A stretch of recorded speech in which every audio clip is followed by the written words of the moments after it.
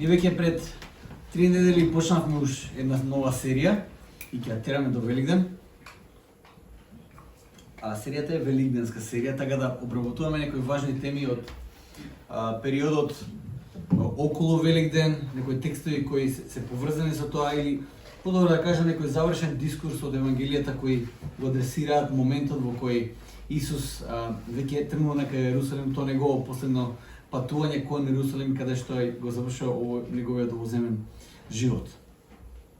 Јас кажав дека почнавме со идејата дека секој светоглед кој постои има своји некои чудни, има момент кога тој светоглед мора да верува нешто чудно за да биде реален. Значи почнува од апстрактното почнува за да биде реалното да се верува. Како да кажеме, како што кажав атеизмот, тоест атеизмот или да кажеме материјалистите не можат да го одговорат прашањето на почетоците. Што го предизвикал почеток? Зошто воопшто нешто да постои наместо ништо? Тоа не може да се одговори со никој од тие некои логични аргументи кои ги имаат и завршуваат, да кажеме, во територија каде што разговарат или разговарат дека материјалното е вечно, постои вечно, или кажуваат ништото го создало нештото. И тоа е еден чуден момент. За христијаните кажа дека тој чуден момент, и мора да признаеме дека е чуден, е моментот на воскресение. Концептот на воскресение. Тоа е многу чуден момент. Како може мртов човек повторно да оживее или што ќе се како молекулите што се случува? Тоа е еден како да кажам, сега логички ако сакате да го одговорите, е многу тежок момент. Тоа што е интересно и големата разлика која христијанството има за разлика од другите светогледи, нашиот чуден момент е историски настан. Значи не е некој абстрактно разбирање, некоја абстрактна дефиниција на некаков проблем или што и да е, туку е историски настан. Нашето верување ние го темелиме на воскресението на Исус Христос, кој е историски настан, запишан во историјата и од тука почнува се. И апостол Павле оди до таа мера кажува, ако тоа не е историски настан, ако тоа не се случило, џабе што збориме ние, џабе се измачуваме, подобро да јадеме, да пиеме, пошто утре ќе умреме. Тоа е тоа. Значи, се базира на историски настан. И апостол Павле во 1 Коринтијаните 15 глава набројува многу сведоци кои биле присутни, кои го виделе Исус, кои во тој момент кога тој го пишува тоа послание биле се уште живи.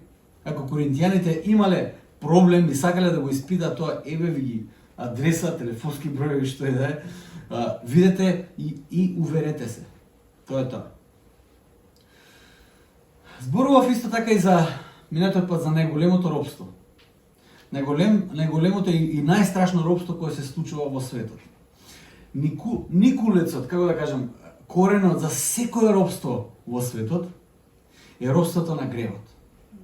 Робството на гревот е никулец за се лошо што се случува во светот, за секое зло кое ние го гледаме. Гревот во една од дефинициите која се појавува во најпростата дефиниција, гревот е промашена цел. Гревот е промашена цел. Кога човекот живее во грев, или кога човекот прави грев, тоа промашува целта. И тоа што го прави и каков потенцијал има гревот е го дисторзира секое добро што постои. Го има потенцијалот, секое добро кое е создадено, кое е прекрасно, гревот има потенцијал да го дисторзира, да го направи неубаво. И гревот предизвикува робство во секој сегмент на човекот. Предизвикува робство во храната, со задоволството. Дури гревот предизвикува робство и во слободата. Таму овој гревот предизвикува робство. Во сите тие контексти гревот предизвикува робство. Единствен кој не враќа на вистинскиот пат, да ја постигнеме целта, да не ја промашеме целта, единствениот кој го адресира вистинскиот проблем на вината која чувствуваме, на срамот кој го чувствуваме, е Исус. Единствениот кој го решава токму тој проблем. Единствениот кој вистински адресира состојбата на човечкото срце и вистински се соочува со последиците кои доаѓаат со гревот. А тоа е соочување со смртта. Последиците од гревот е смрт. Тоа е последица на гревот. Значи ние умираме затоа што гревот влезе во ова сознание. Единствен кој се соочува со смртта, не филозофски, не абстрактно, Исус не доаѓа да ни даде некоја друга дефиниција абстрактно или логички да ја разбереме смртта. Тој во буквална смисла на зборот се соочува со смртта. Голема разлика е тоа. И доаѓаме до еден многу важен момент. Многу важен момент во нашата вера. Се додека зборуваме за моралниот закон, за доблестите, за доброто кое треба да го правиме. Знаете, стоиме на терен кој трпи многу публика. Сите препознаваат доблести, добрина, убаво да правиш за здравие, среќа, берикет и така натаму. Тој терен кој стоиме таму трпи многу публика. Луѓе од разни светогледи трпи. Денес нема да зборам за ништо од тоа. Денес зборувам за таа страшна реалност. Зборувам за смртта. И за победата која се извојува само доколку верата се стави во Исус. Нема друг начин. Доаѓаме до еден од најголемите тестови на верата. Знаете, кога зборувам, понекогаш ми е интересно кога луѓето ја прифаќаат Библијата како вистинска ово оно, ме викаат сега може би тоа малце претерано, некој чудо малце претерано. Знаете ли кој е вистинскиот тест за дали веруваш на Библијата или не? Знаете ли кој е вистинскиот тест? Првиот стих. Првиот стих е тест за тоа што веруваш ти, што може Бог да направи. Ако веруваш, првиот стих гласи вака: во почетокот Бог ги создаде небото и земјата. Ако веруваш тој стих, тогаш нема нешто што Бог не може да го направи. Точка.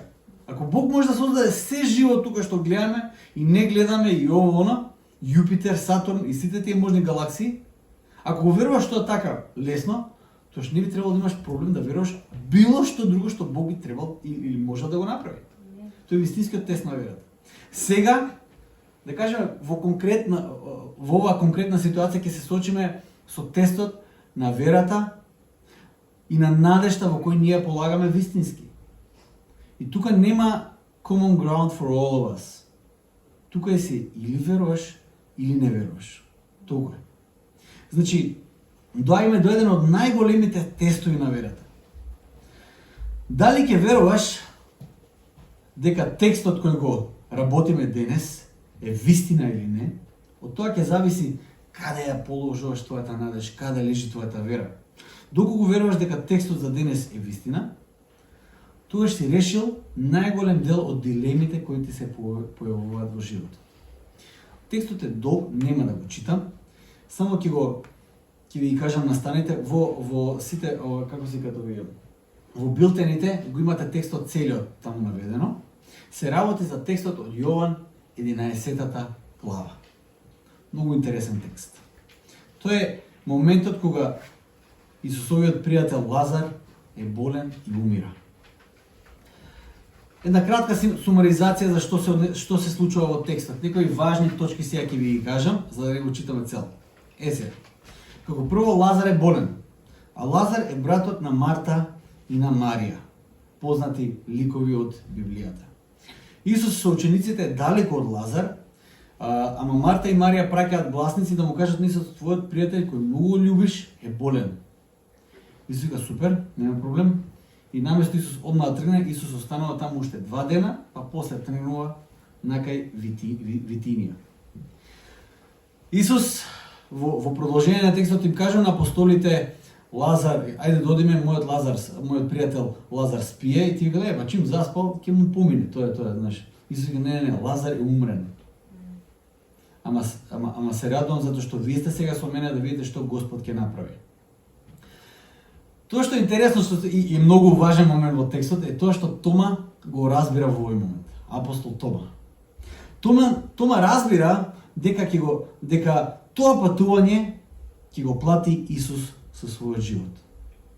Тома тоа го гледа и го разбира и ни кажа на другите апостоли: ајде додиме ние, ако го убијат него, да не убијат и нас. И доаѓа средбата помеѓу Исус со Марта и гледаме една многу важна дискусија која Марта ја има со Исус. Знаете, обично тие луѓе што се среќаваат со Исус, Понекогаш ние проповедниците сакаме да покажеме во кој момент тие луѓе биле во грешка.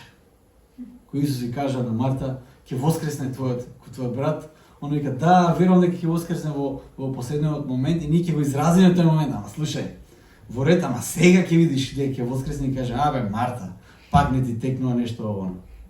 Вие знаете ли какво разбирање за христологијата Марта моментално разговара со Исус? Има некои работи кои таа жена ја кажа во тој момент, кои верувам дека дури апостолите, некои од апостолите уште ги нема разбрано. За такви работи Марта разговара со Исус. Христолошка, многу чиста христологија има Марта, тоа што го кажува. И тука во овој разговор се појавува една од најважните изјави кои Исус ги има. Јас сум воскресението и животот. После доаѓа средбата со Марија. Знаете, различни личности, различна емоција будат кај Исус. Исус ја гледа Марта и разговара со неја. На некој начин ја охрабрува дека брате ќе живее сега.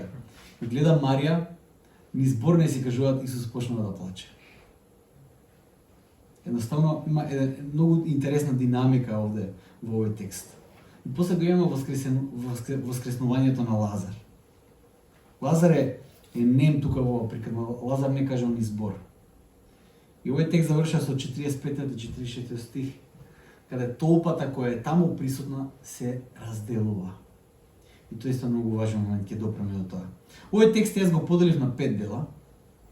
И пополека ќе видиме што овој текст се обидува нас да ни искомуницира. Што апостол Јован веднаш пред 12-та глава, каде што Исус ќе влезе во Јерусалим за последен пат, што Јован сака да ни покаже? Какво навестување е тоа? Што оваа сцена, зашто оваа сцена нас не припрема како слушателство, како читатели? Што сака Јован да ни открие тука во овој дел? Првиот дел, 1 до 16 стих, јас го крстив со поднасловот смрт. Од 1 до 16 стих изобилува темата на смрт. Лазар е мртов. Исус бара да го убијат.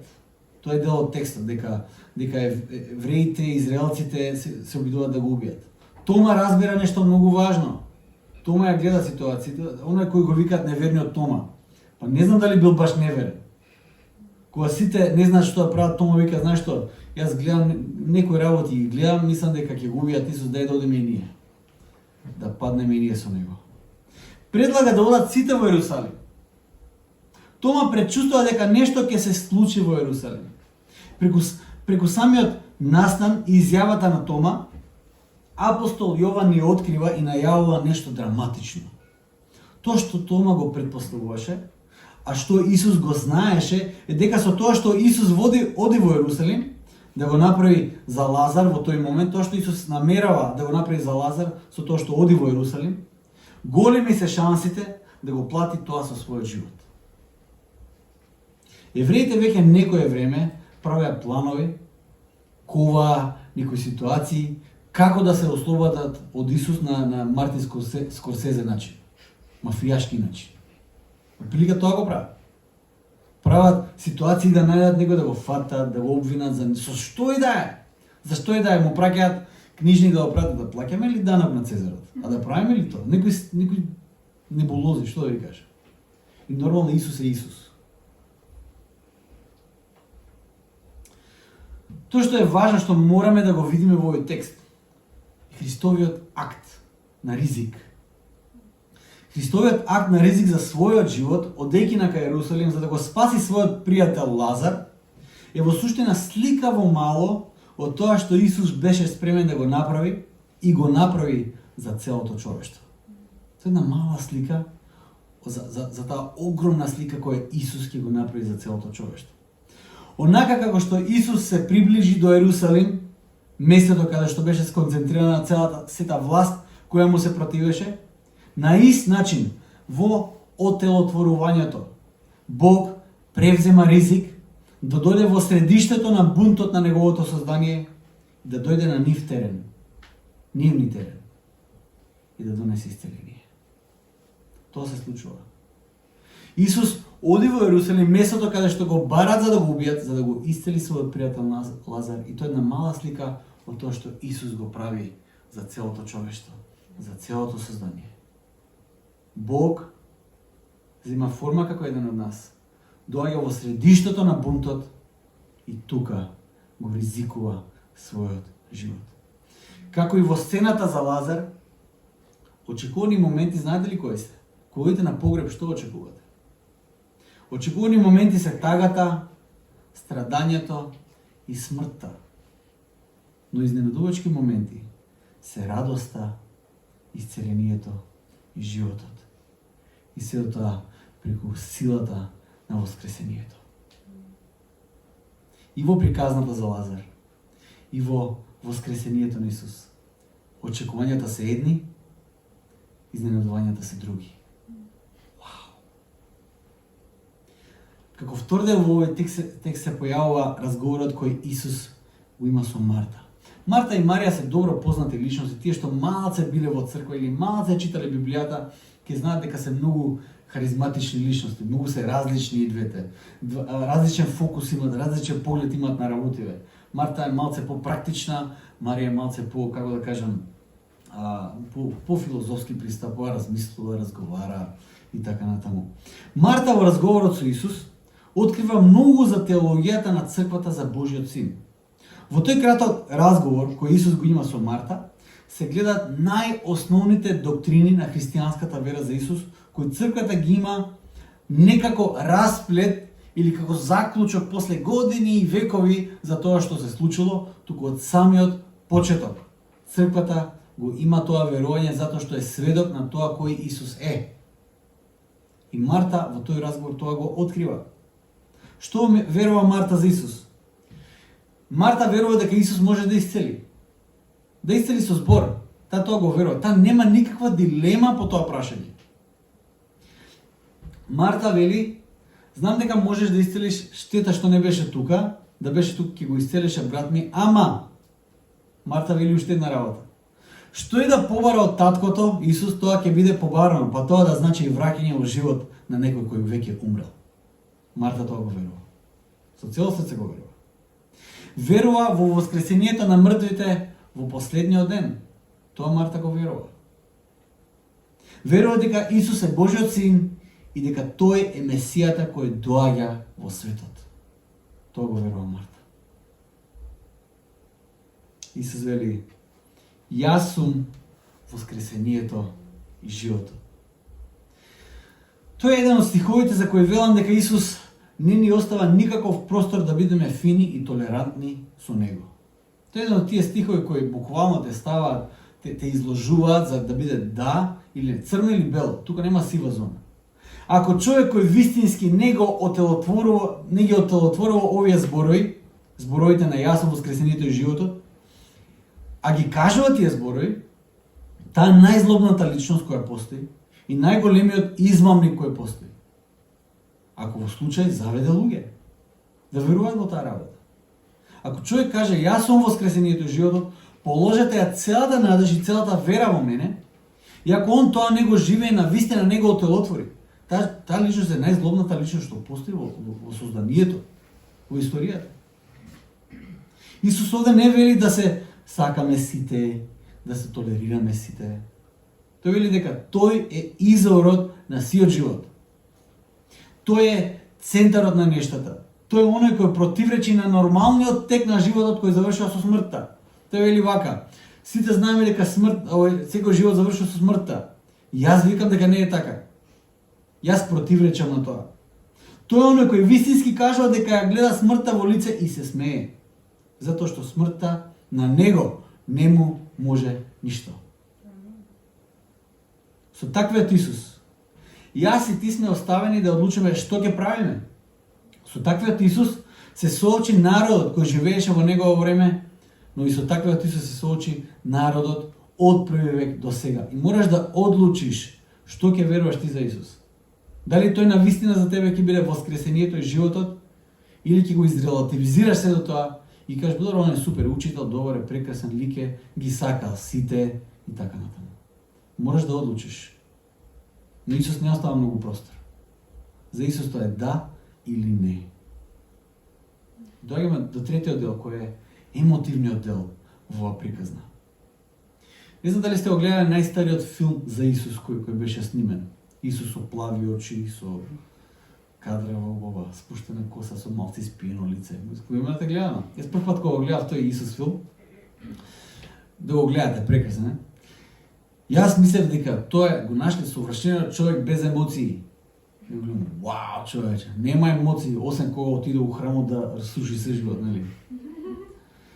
Јас така го доживеав тоа како дете, не знам. Овде во овој дел нема ни трага од таа рамнодушност. Нема трага од таа рамнодушност во која понекогаш ние се обидуваме да го замислиме или го замислуваме што значи да се биде совршен. Исус е погоден од смртта на својот драг пријател и е длабоко трогнат од љубовта на Марта и Марија за својот брат. Тој е длабоко трогнат. И тука се најаѓа еден од најкратките стихови во Библијата. Исус заплака. Исус овде можеме да го видиме дека, да бидеме искрени, имал живот. Иако голем дел од животот на нас ни е представен како на тацна од евангелистите, го имаме целата негова мисија, многу од тие негови разговори кои ги гледаме и ги читаме. Како и секој од нас, Исус градел односи со пријатели и бил на помош толку колку што можел. Има работи кои Исус ги правил, а кои не се запишени. Сакате ли? Ги има и тие работи. Има пријатели кои му се посебно драги и блиски, за кои патувал голема дистанца да ги види. Одел можеби на Панагирот, кај да знам. Таму седел по неколку дена да се види со своите пријатели. Има пријатели кои му се како место на кое мора да застане кога е на пат и кога минува во близина. Кога Исус оди према Јерусалим, ако не застане да ги види Марта, Марија и Лазар, ќе му се налутат. Ги имале тие односи. Марија, Марта и Лазар се едни такви пријатели кои Исус ги има. Кога оди, мора да застане. Исус тагува за изгубениот пријател. Мислиме, понекогаш мислиме дека ако го знаеме крајот на приказната, дека можеби мотивно нема да биме толку погодени. Исус веќе знаел, значи Исус пред да тргне за Витинија знаел дека Лазар ќе биде жив. Исус тоа го знае. Но повторно тој плаче. Што се случува тоа? Зошто тој плаче? Знаете, јас има некои филмови, не знам дали плачете вие на филмови, јас сум еден од тие кои се кријам кога гледаме филмови дома со семејството. На некоја сцена Доротеја, Хана и Фани гледат вака, нормално, ја вака, не можам да зборам, тоа е тоа. И знаете ли што е интересно? Некој филм го гледам по 10 пат веќе и кога ќе дојде таа сцена, јас пак плачам како прв пат да го гледам. Тоа е тоа. Едноставно не можеш тој мотивен момент, тој мотивен набој да го сопреш. Тоа е реалноста. Иако Исус го знае крајот, сепак смртта е реален непријател. Смртта ја предизвикала болката и на Лазар, и на Марта, и на Марија, и на сите тие пријатели кои биле таму. Смртта предизвикала огромна загуба. Смртта е огромна загуба и предизвикала огромна болка. Исус тоа го чувствува. Но тука не е крајот, нели? Имаме еден пресврт тука во текстот кој можеби ќе ви помине овака незабележено. 39-тиот стих се наоѓа во 4-тиот дел, кој јас го нареков пресврт.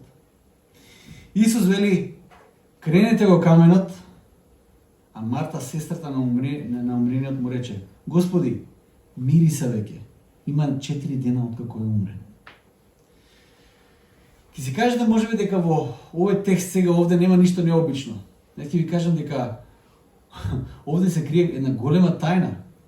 Знаете, понекогаш ние мислиме дека сме најпаметната генерација која некоја живеела во историјата на светот. Имаме смартфони, имаме сателити над нас, имаме све. Викаме, тоа е тоа, ние сме врвот на човечката цивилизација. Нас не бива најмногу. Таа мисла од прилика кружи во светот од, да кажеме, од тоа што го слуша Фос Гинис, од француската револуција па нааму. Секоја генерација мисли дека е најпаметната генерација која постоела. Понекогаш мислиме дека луѓето од први век појма немале од тоа како природата функционира и што е нормално и што не. Ги гледаме како наивни луѓе без смартфони и интернет и без Google, кои верувале во секакви бабски приказни. Понекогаш мислиме така, први век, што ви кажам. Зборовите на Марта откриваат дека тие многу биле свесни што е нормално и што се случува со човекот кој ќе умре.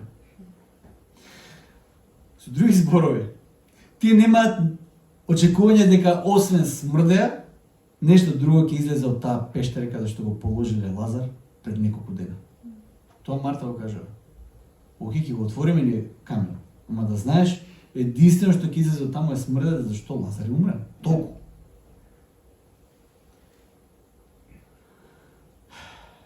Зошто се напишани овие настани? Знаете ли зошто се напишани овие настани? Зошто е опишан животот на Исус? Да го читаме сега. Зошто се напишани чудата? Ќе мора да се прашаме тоа. Зошто се напишани тие настани и тие чуда? Веројатно се запишани затоа што се чуда. Напишани се затоа што нешто ненормално се случува. Сваѓате ли? Луѓето од први век не биле глупи. Не биле наивни. Тие многу добро знаеле што се случува со човек кога ќе умре. Многу добро знаеле дека тоа што Лазар е 4 дена мртов и сега го гледаме како се движи помеѓу нас, тоа не е нормална работа. Подобро да го запишеме тоа. Тоа се случува. Овој текст го открива тоа дека публиката во тој момент не е глупа публика како што понекогаш мислиме. Тоа е многу паметна публика, многу свесна публика, многу трезвена публика која знае како функционира нормалниот живот. Ама сега помеѓу нив се случува нешто ненормално. Нешто неочекувано се случува. Чуда се случуваат. Мора да го запишат тоа. Секоја друга предпоставка дека тие биле наивни, неедуцирани и слично, знаете ли што е? Се само карикатури кои луѓето ги користат затоа што ги мрзи да прочитаат било што и да истражат малце повеќе за текстот и за светот во први век. Затоа ги кажуваат тие работи. Луѓе кои не сакат да истражат, кои не сакат да прочитат, не сакат да размислат ништо друго и затоа прават карикатури, затоа прават глупости, ги демонизираат тие луѓе, ги деградираат, за да кажат овие се ирелевантни. Овие нема ништо, од овие ништо не може да се научи. Наместо да се соочиш со нешто, често пати ќе го дискредитираш и ќе го демонизираш и си завршил работа по брза постапка. Тоа е. Тоа не значи дека си дошол до вистината. Сваѓате ли? Или дека си решил нешто. На тој начин само си ги покрил очите или како Ној у земја. Иде лав, бум, у земја. Не постојам јас. Ништо не си решил. Знаете ли што луѓето кажуваат кога ќе се соочат со вистината, или ќе се соочат со реалноста на животот, ќе се соочат со смртта, ќе се соочат со сето тоа што Библијата го зборува и не можат и немаат сила или не сакаат да истражат. Ќе кажат: Селави, таков е животот. Шо правиш? Тоа беше еден од најдраматичните моменти, не знам дали сте го гледале Шерлок Холмс серијата. Многу драматичен момент е тоа. Тоа е што е. И знаете ли што? Тоа е филозофијата на човекот во 21 век. Нема што друго да се направи. This is what it is. Селави. Таков е животот. Колку пати сте го слушнале тоа? Во кои ситуации најчесто се слуша тоа? Во ситуација кога има смрт. Селави. Кога немаш повеќе коментар. Кога не треба да имаш повеќе коментар. Кога смислата за се по што трчаш во животот се губи. Се губи целата смисла. Кажеш: Селави. Со таа изјава најголем дел од луѓето се помириле, но има една група која често пати не се помирува со таа. Тоа се уметниците, музичарите. Тоа се луѓе кои едноставно гледаат низ тие пукнатини на видливото и гледаат кон невидливото. И често пати тие луѓе одат или во депресија, затоа што не можат да се поберат со селави, или наоѓаат светлина како што ништо во овој свет не може да им даде. Фреди Меркјури и Майкл Джексон имаат снимено еден познат дует и наслов на таа песна е There must be more to life than this. Мора да има нешто повеќе во животот од ова. И знаете ли што? И денес имаат звезди, но не верувам дека имаат звезди како што овие двајца биле. Искусиле се, прошетале секаде. Се буквално нема нешто што не дошло пред нив, за нив, немало, значи пари и слава, што и да е. Се имале и доаѓа до еден таков заклучок. Соочени со животот, таков каков што е, во нивната песна има траги на вечноста. Има пукнатини каде што тие преку ова видливо гледаат во нешто матно,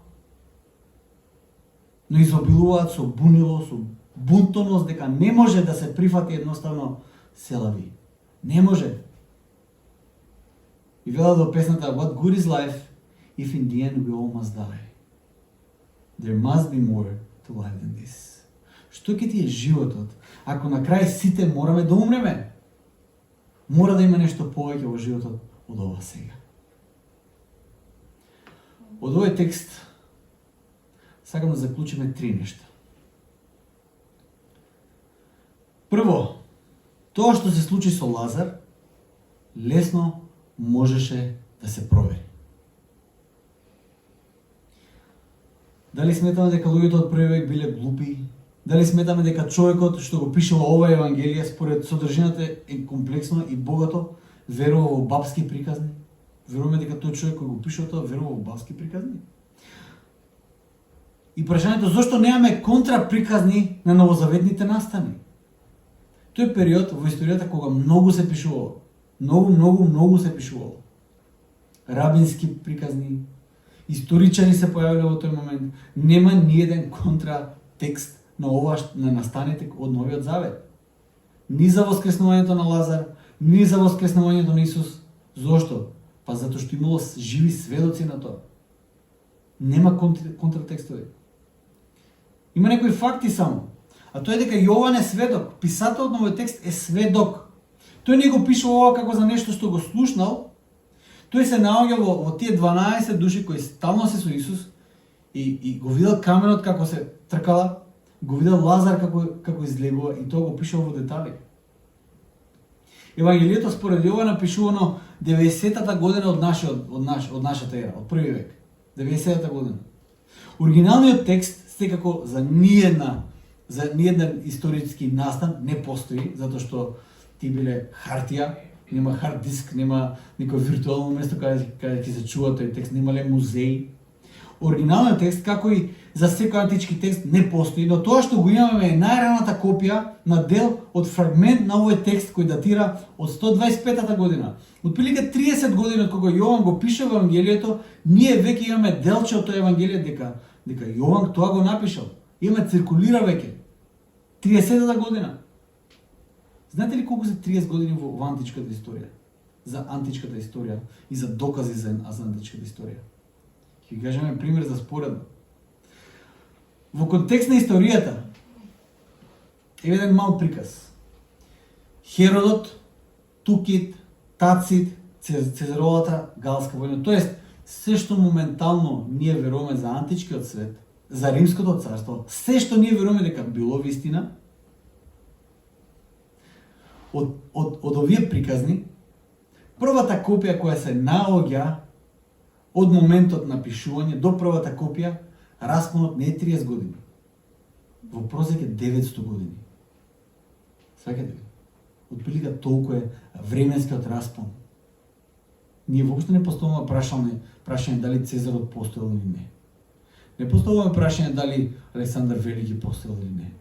Сето тоа се базира на тие неколку текстови кои се пронајдени во распон од 900 години од моментот кога се пишувани и кога се појавува првата копија во историјата. Сакате ли? А Евангелието на Јован 30 години од моментот кога е пишувано до првиот фрагмент кој е најден од тоа Евангелие. Приказната за Лазар која е запишана од очевидец, чиј дел од документот е пронајден во тие 30 години од дата на пишување. За таков документ се става прашање дали тоа било така. Well, тој што треба за цела историја да поставиме еден многу голем прашање. Евангелијата пред се историски записи за вистински настан колку и нереален тој настан на нас да ни изгледа денес. Тоа се настани пишувани од сведоци. Тоа е првата работа. Сигурноста на овие записи е многу важна. Втора работа. Овој настан и случај во мало открива што се случува на големата сцена. Смртта и болката, болеста и страдањето се реални.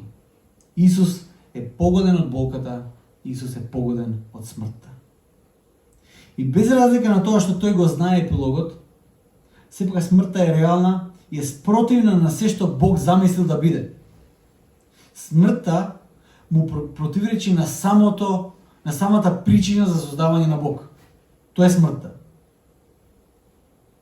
Смртта е кулминација на мизерната состојба во која човекот генерално се наоѓа. Смртта е видливиот доказ дека ние во суштина и во конечност не можеме сами да си помогнеме. Може ли некој да си помогне да не умре? Не може. Смртта и покрај сите обиди за продолжување на животот, за здраво живење, само можеби ќе ја одложиме, но не можеме да ја избегнеме. Смртта, колку и филмови да постојат, колку книги да сме прочитале, колку и да сме го доживеале животот, едноставно не ја прифаќаме и сепак се обидуваме да ја одложиме. Тешко се прифаќа смртта како реалност. Многу тешко се прифаќа. Ние сме создадени да го сакаме животот. Така сме создадени. Овој текст тоа го открива. Ние сме создадени за живот, не за смрт. Доаѓаме до третата и најважна работа. Доаѓаме до тоа дали вистината ќе не ослободи или ќе не вознемири. Знаете, понекогаш мислиме дека автоматски ако дојдеш до вистината, вистината ќе те ослободи. Really? Ајде да видиме што се случува тука. Една од најпознатите реченици кои Исус ги кажува и цитирана во многу контексти е таа: ќе ја спознаете вистината, вистината ќе ве ослободи. Вистината има моќ да ослободи, бидејќи Христос е вистината. Во тоа е моќта на вистината, дека Христос е вистината. Не дека вистината само по себе има моќ да ослободи. Христос е вистината и затоа вистината може да ослободи.